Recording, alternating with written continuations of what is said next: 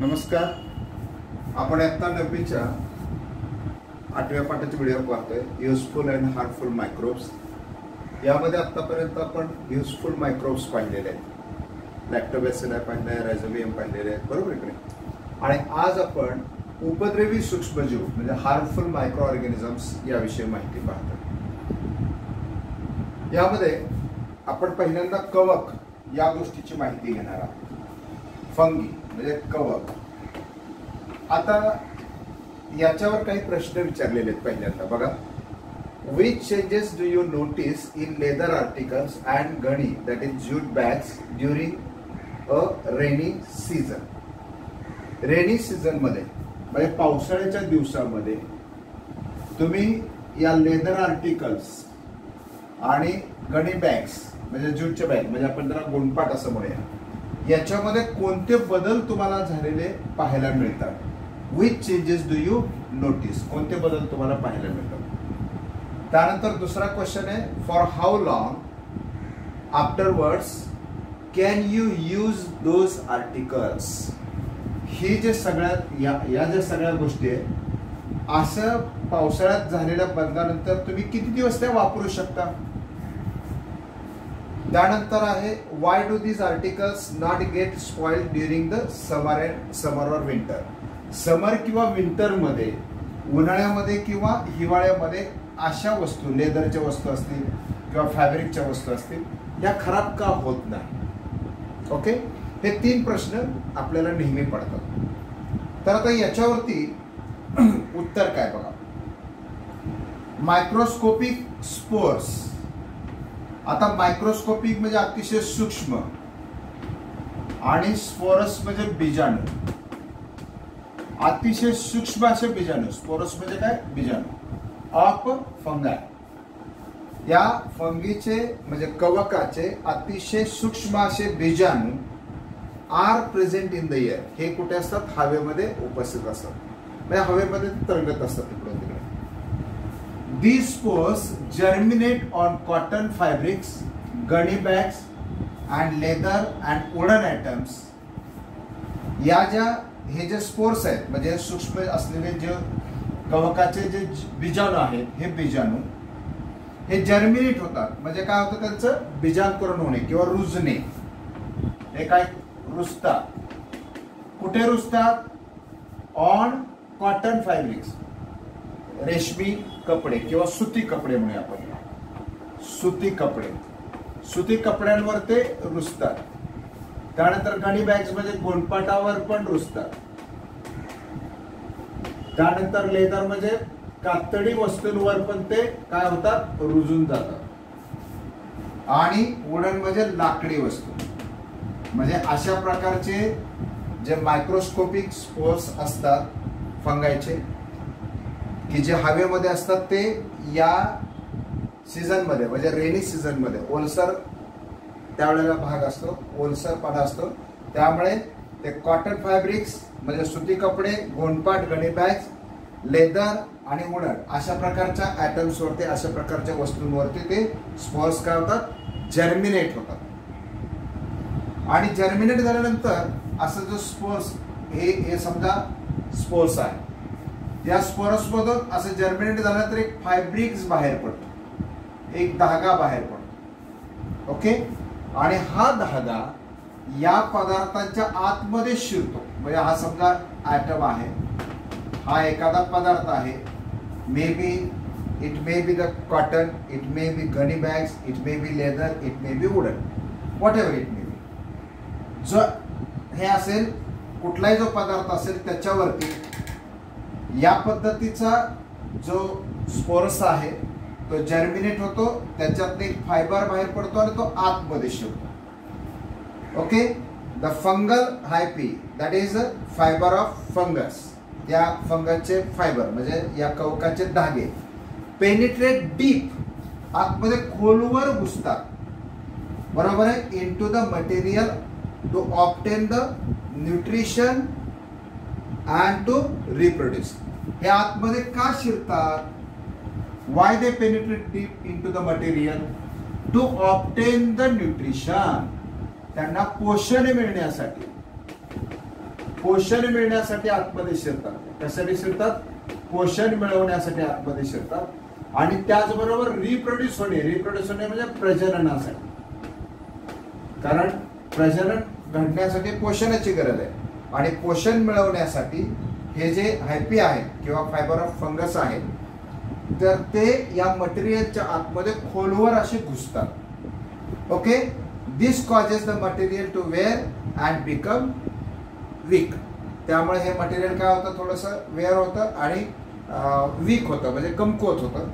As a result gunny bags, leather items like shoes, purses, bed, it is on which the fungi have grown up do not last long. त्यामुळे अशा वस्तूंवरती वाढलेलं जे फंगायचं जे जाळं असतं त्या वस्तू त्या डू नॉट लास्ट लॉंग, त्या फार काळ टिकू शकत नाही, कारण काय त्या कमकुवत होतात. बरोबर आहे. Wooden item also get spoiled. यामध्ये अशा प्रकारच्या या बुरशीजन्य पदार्थामुळे, कवकांच्या धाग्यांमुळे, आतमध्ये शिरल्यामुळे हे काय होतात, अशा प्रकारचे लाकडी आयटम सुद्धा काय होतात, स्पॉइल्ड होतात. इतकंच नव्हे तर घरगुती वस्तूंमध्ये पण आपल्याला हे सगळं आढळून येत असतं. काही वेळा आपल्याला अशी काळपट अशी पावडर किंवा अशा पांढऱ्या पांढऱ्या चकत्या लोणच्यावरती किंवा मुराब्यावरती अशा तरंगताना दिसतात. ज्यावेळेला आपण एखादं भांड्याचं झाकण उघडतो खूप दिवसानंतर, त्यावेळेला त्याच्यावर अशा काळी पावडर आल्यासारखी दिसते किंवा पांढऱ्या चकत्या आल्यासारख्या आपल्याला असं तवंग आल्यासारखा दिसतो. Sometimes you may notice a black powder or white dish floating on the pickle or murabba when jar is opened after a long time. खूप दिवसानंतर एखादं भांडं उघडल्यानंतर आतमध्ये जर आपण काही अशा वस्तू ठेवल्या असतील, म्हणजे लोणचं ठेवलं असेल किंवा मुराबा ठेवला असेल, तर त्या भांड्याचं झाकण उघडल्यानंतर, त्या कंटेनरचं किंवा त्या बाटलीचं झाकण उघडल्यानंतर आपल्याला असं काळी पावडर किंवा त्याच्यावर पांढऱ्या अशा चकत्या, पांढरा तवंग आल्यासारखा दिसतो. व्हॉट एक्झॅक्टली इज दिस? ते काय असतं नेमकं? Why are such food items not good to eat? अशा प्रकारचे पदार्थ खाणे योग्य का नसतं? हे पदार्थ का खाऊ नये? तर आपल्याला माहिती आहे की various species of a fungi grow on food items. कवकाच्या बऱ्याचशा जाती या अन्न पदार्थांवर वाढतात. व्हेरियस स्पेसीज, बऱ्याचशा जाती ऑफ फंगी, कवकाच्या बऱ्याचशा जाती grow on a food items, या अन्न पदार्थावरती त्या वाढतात. कुठले कुठले फूड आयटम्स असतील? पिकल्स असेल, मुराब्बा असेल, जाम असेल, सॉस असतो, चटणी, या सगळ्या प्रकारच्या पदार्थांवरती या कवकाच्या वेगवेगळ्या जाती वाढतात. त्या का वाढतात? Why they grow up? Because they use the nutrients in these food items. हे जे कवक असतात हे काय करतात? या अन्न पदार्थातले न्यूट्रिएंट, पोषक तत्व स्वतःसाठी वापरतात. स्वतःसाठी कशासाठी वापरतात? स्वतःच्या ग्रोथसाठी आणि रिप्रोडक्शनसाठी वापरतात. So these various species of fungi which grow on food items like pickle, murabba, jam, sauce, chutney, they use the nutrient of that food material for their growth and reproduction. And during this activity, हे त्याच्यावर वाढून त्याच्यातले nutrient घेत असतानाच these fungi release mycotoxins, that is certain poisonous chemicals. अशा प्रकारचे मायकोटॉक्सिन्स तयार करतात किंवा काही विशिष्ट प्रकारचे विषारी असलेले रसायन तयार करतात इनटू द फूड आयटम्स. या फूड आयटम्स मध्ये अशा प्रकारचे काही मायकोटॉक्सिन्स किंवा वेगवेगळ्या प्रकारची विषारी रसायन तयार करतात इनटू द फूड, त्या अन्न पदार्थांमध्ये. And thus, आणि म्हणून फूड बिकम पॉयझनस, म्हणून हे अन्न काय होतं, विषारी बनतं आणि म्हणून अशा प्रकारचे पदार्थ आपण खायचे नसतात, असे इथे प्रश्नाचं उत्तर आपल्याला मिळाले. Hence the food on which the fungi have grown cannot be eaten, हे अन्न पदार्थ खाल्ले जाऊ शकत नाहीत किंवा खायचे नाहीत. ओके, तर ही सगळी माहिती आपण कशाची पाहिली, फंगीची पाहिली, कवकांची पाहिली. आता आपण पुढचा हार्मफुल मायक्रोब्स बघायचा आहे. आता हा एक उपद्रवी सूक्ष्मजीव बघा, harmful micro organism like फंगाय, Clostridium. आता क्लॉस्ट्रिडियमच्या बद्दलची माहिती बघा. Sometimes cases of food poisoning occur during community feast. काही वेळेला सार्वजनिक कार्यक्रमात किंवा आपल्या कौटुंबिक कार्यक्रमामध्ये पॉयझनिंग सापडतं फूडमध्ये, म्हणजे विषबाधा झालेली आपल्याला सापडते, बरोबर.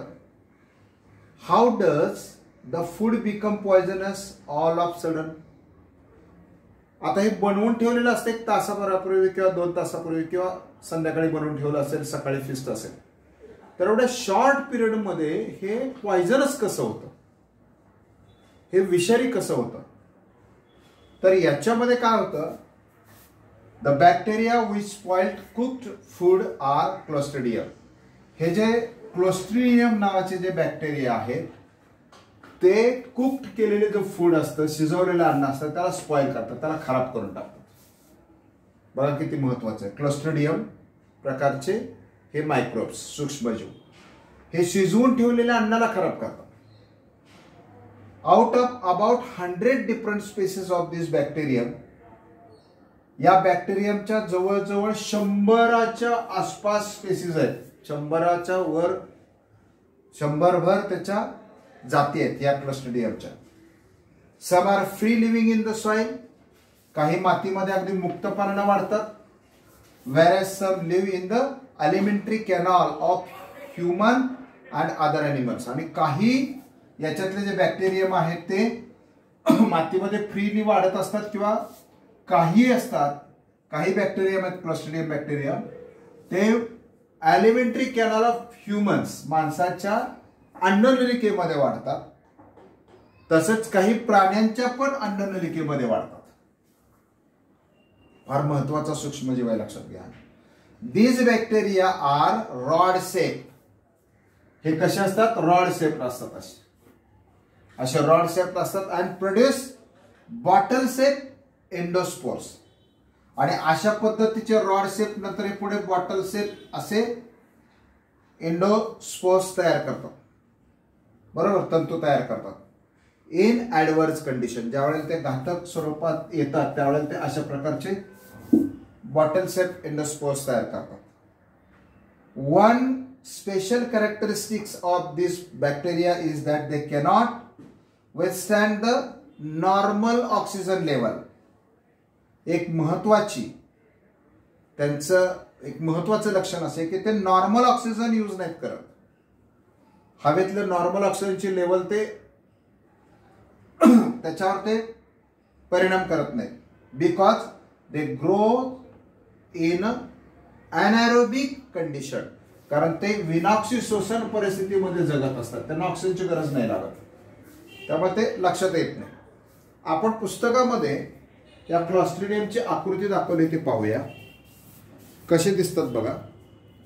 याच्यामध्ये हे वेगवेगळ्या प्रकारचे क्लॉस्ट्रिडियम आहेत, बरोबर आहे. बघा, हे बॉटल शेप्ड आहेत, बरोबर आहे. हे रॉड शेप्ड आहेत, या पद्धतीने रॉड शेप्ड आहेत. तर क्लॉस्ट्रिडियम डिफिसियल असं म्हटलं, बरोबर नाही. त्यानंतर हे सगळे बोट्युलियम, बरोबर. त्यानंतर परफिंगस.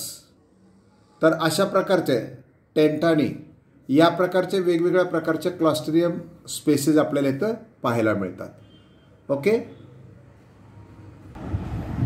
फंगी, क्लॉस्ट्रिडियम याप्रमाणे आणखीनही काही हार्मफुल असे मायक्रो ऑर्गॅनिझम्स आहेत. पण त्याने असा प्रश्न विचारलाय, do only the clostridium bacteria causes illness. फक्त क्लोस्ट्रिडियम या बॅक्टेरियामुळेच आपल्याला आजार होतात का? तर नीट लक्षात घ्या.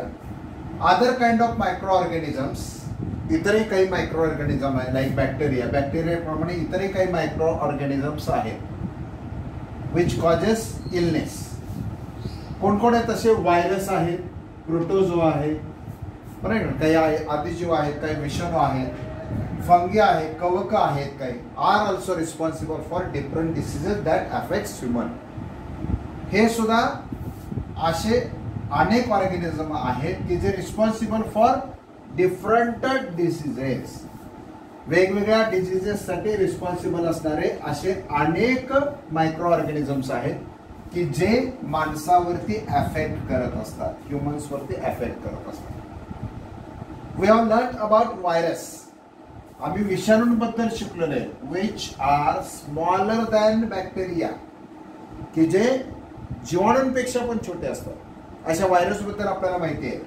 हे virus grow and reproduce only in living cells. हे जे व्हायरस असतात हे व्हायरस फक्त जिवंत पेशीमध्येच वाढतात, जगतात आणि स्वतःचं प्रजनन घडवून आणू शकतात. तर आपल्याला आता यांच्याविषयी माहिती घ्यायची आहे. Let us see how they are harmful to अस.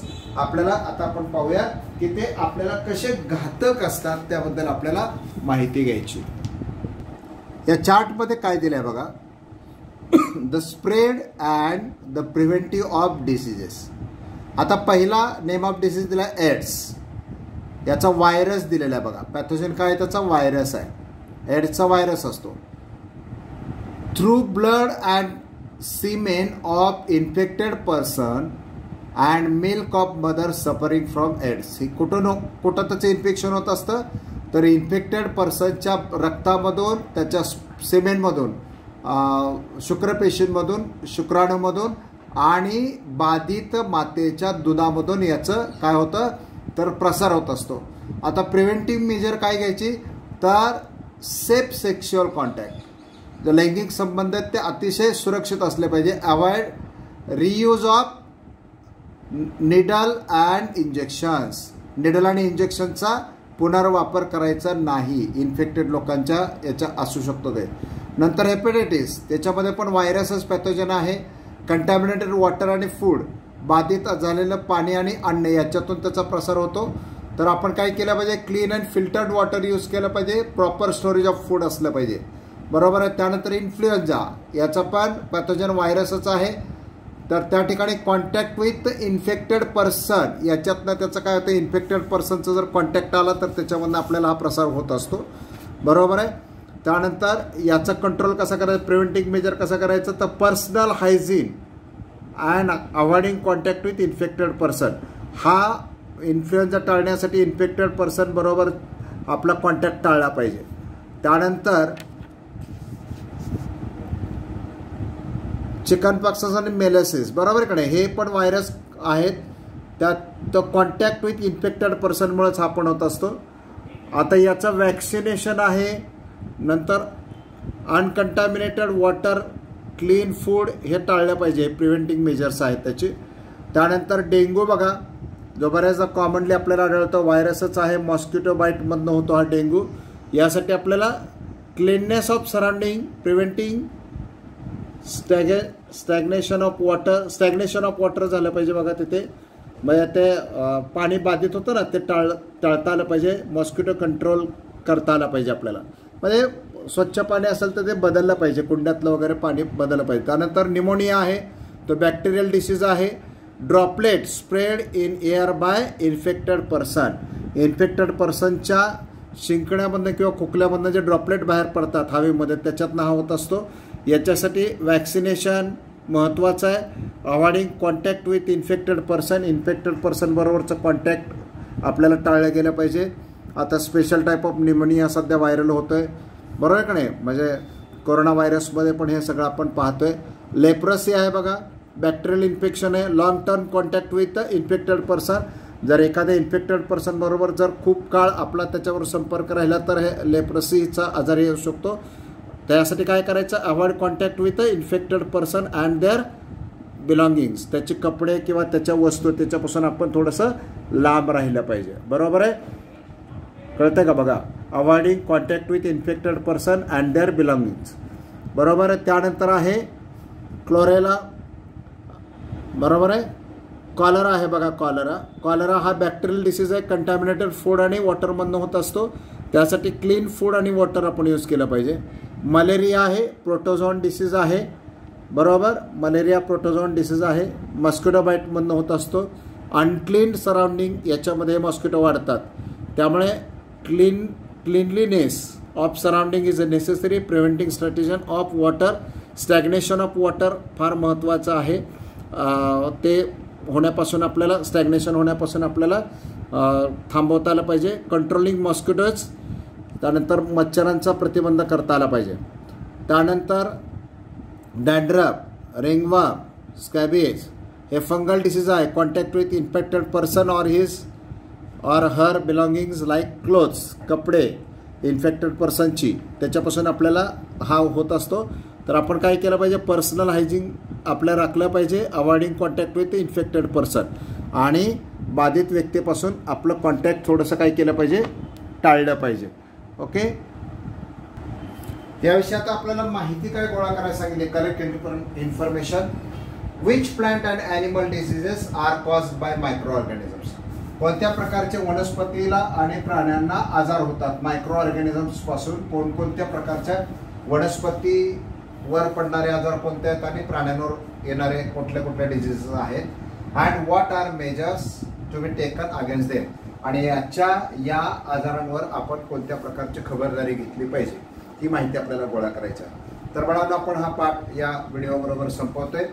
या पाठीमागचे व्हिडिओज देखील व्यवस्थितपणे पहा. मी यानंतर प्लेलिस्ट पाठवीन. ते प्लेलिस्ट पाहून सगळे व्हिडिओ पहा, म्हणजे हा पूर्ण पाठ तुम्हाला समजायला सोपं जाईल. मराठी माध्यमाच्या मुलांसाठी समजण्यासाठी बरंचसं भाग हा सगळा एक्सप्लेन मराठीतनं केलेला आहे, आणि सेमीच्या मुलांसाठी सगळ्या नोट्स या फळ्यावर इंग्लिशमध्ये आहे.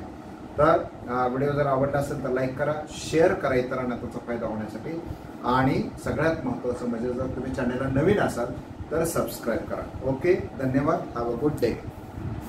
थँक्यू.